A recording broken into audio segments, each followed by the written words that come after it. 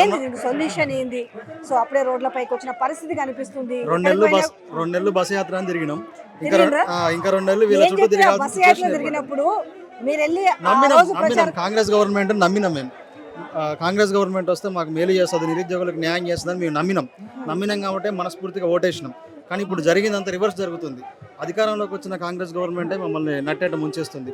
ఉన్న పోస్టులను కూడా పెంచకుండా పాత గవర్నమెంట్ ఇచ్చిన పోస్టులను నింపుకుంటా అవే పోస్టులు ఫిల్ చేసిన 30,000 వేసినవని బెంకాలకు చెప్తూ ఉంటుంది. చాలా దారుణం అండి ఇది. ఏంటి 32,000 ఉద్యోగాలు ఇచ్చారంటే ఏమి ఈ ప్రభుత్వం ఇంకా సాటిస్ఫై అవ్వట్లేరు? అయితే ఇంకా మేము ఎంత బాకీ ఉన్నాం కొంతే కదా అనే పరిస్థితిలో వాళ్ళు కనబడుతున్నాయి వాళ్ళ మాటలు. 32,000 ఉద్యోగాలు ఎవరికి ఇచ్చారు మేడం? ఎవరికి ఇచ్చారు? గవర్నమెంట్ 2 నెలలు మేము బస్సు యాత్ర చేసి నిరుద్యోగులు జిల్లా కేంద్రాలు తిరిగి ప్రభుత్వానికి వ్యతిరేకంగా మాట్లాడి కొత్త ప్రభుత్వాన్ని ఏర్పాటు చేస్తే 2 నెలల్లో మా చదువులు పక్కన పెట్టి పుస్తకాలు బయట చేసి మళ్ళీ మీరు చదవండి 2 నెలలు పక్కన పెట్టి తర్వాత వచ్చింది మన ప్రభుత్వమే అని చెప్పి ఉద్యోగాలు ఇస్తారు, 2 లక్షల ఉద్యోగాలు ఇస్తారని చెప్పారు. ఏంది మేడం, ఎవరో ఒక నోటిఫికేషన్ వేసిన దాన్ని మీరే వేసి మాకు 30,000 చేసి 30,000 చెప్పేసారు. ఏంది ఈరోజు మా గవర్నమెంట్లు మీరు అంటారు ఆల్రెడీ 30,000 ఉద్యోగాలు అయిపోయినాయి, 2 లక్షల్లో 30,000 అయిపోయినాయి అంటారు. మంచిగా చెప్పాలంటే ఎవరికో పుట్టిన పిల్లలు మా పిల్లలు అన్నట్టుగా ఇలా పరిస్థితి, ప్రభుత్వం పరిస్థితి. వాళ్ళు ఇచ్చిన నోటిఫికేషన్లు కొత్తగా అపాయింట్మెంట్ లెటర్స్ ఇచ్చి ఎల్బీ స్టేడియంలో మంచి హంగామా చేసినావు, మంచిగా పత్రాలు నువ్వు షోగా మొత్తం చూపిస్తున్నావు. మరి నిరుద్యోగులు నువ్వు మేనిఫెస్టో పెట్టిన పరిస్థితి ఏంది? ఈరోజు నిరుద్యోగ గ్రూప్ 2 పోస్టులు పెంచాలి. నమ్మకం ఉందా? అంటే నమ్మకం ఉందా ఇప్పటికీ? కనీసము అంత బాగా మేము సేవకులం, మేము ప్రజలకు బానిసలం, సో మేము ఎప్పుడు కూడా అధికారాన్ని ఫీల్ అవ్వలేదు అనేసి ప్రతి సభలో చెప్తున్న నేపథ్యంలో ఈ రోజు మరి ఈ రోడ్లపైకి వస్తే ఏ రోజు కూడా మీకు ఏం కష్టం వచ్చింది, మీ బాధ ఏందని అడిగే పరిస్థితి కనబడతలేదు కదా. ఇంకా నమ్మకం ఉందా భవిష్యత్తులో చేస్తారు, లేకపోతే ఇంకో 4.5 ఏళ్ల పీరియడ్ ఉంది కాబట్టి మీరు అనుకున్నవన్నీ రీచ్ అవుతారని అనుకుంటున్నారా? ఇప్పుడు ఎవరైనా ఓటు వేసిన ప్రతి ఒక్కళ్ళు ఎవరైనా సరే మేడం ఫస్ట్ ఏమనుకుంటారంటే ఖచ్చితంగా నెరవేరుస్తారని ఆలోచిస్తారు. అభ్యర్థులు ఎవరైనా సరే అంతే అనుకుంటారు. అయితే మీరు అనొచ్చు ఒకవేళ మీకు ఓట్లు ఏమి లేవు కదా మీకు చేయబోతే పరిస్థితి ఏందని.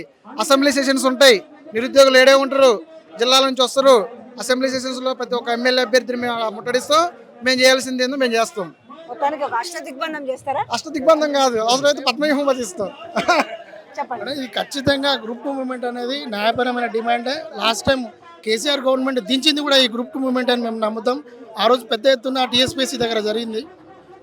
నా పేరు సమీర్, నేను అచ్చంపేటకి నియోజకవర్గం నుంచి మాట్లాడుతున్నాను మేడం. 1969లో ఫస్ట్ మూవ్మెంట్ అన్నాపత్తుల రవీంద్రనాథ్ నుంచి మొన్న చనిపోయినటువంటి మలిదశ ఉద్యమంలో శ్రీకాంతాచారి వరకు కూడా అన్ని నిరుద్యోగ పోరాటాలే. ఎంతోమంది నిరుద్యోగానికి గురై నక్సలిజంలోకి వెళ్ళి ఎంతోమంది అమరులైన వాళ్ళు ఉన్నారు. అదేవిధంగా ఈ వలస పాలకుల వాళ్ళ వల్ల ఎంతోమంది అణచివేతకు గురయ్యారు, వెనుకబడిపోయిన సమాజం ఇది.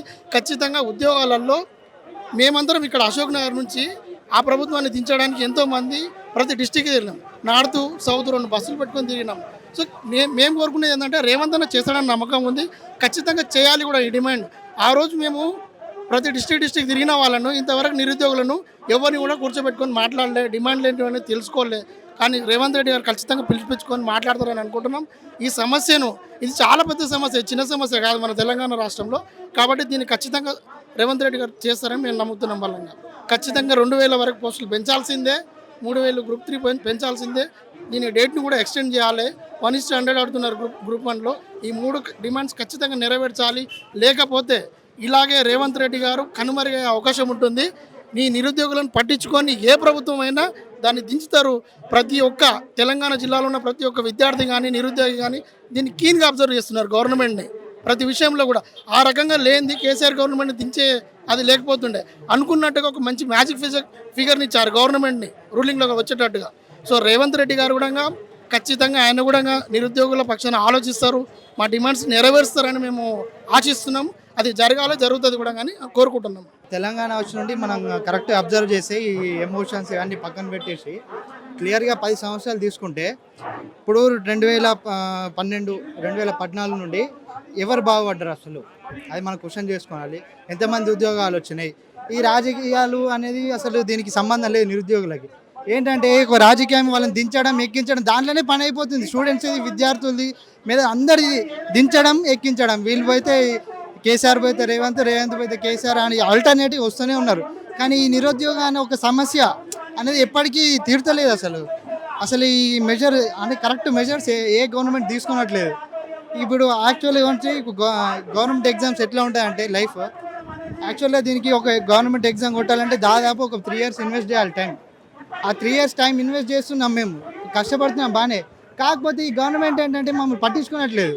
వీళ్ళు అంటే ఎలక్షన్స్ ముందు జస్ట్ వాళ్ళ ఎలక్షన్ ముందు వాళ్ళ అవసరాలు, వాళ్ళు పదవులకి ఎక్కాలంటే మమ్మల్ని వాడుకుంటున్నారు తప్ప వాళ్ళు చేసేది ఏం లేదు.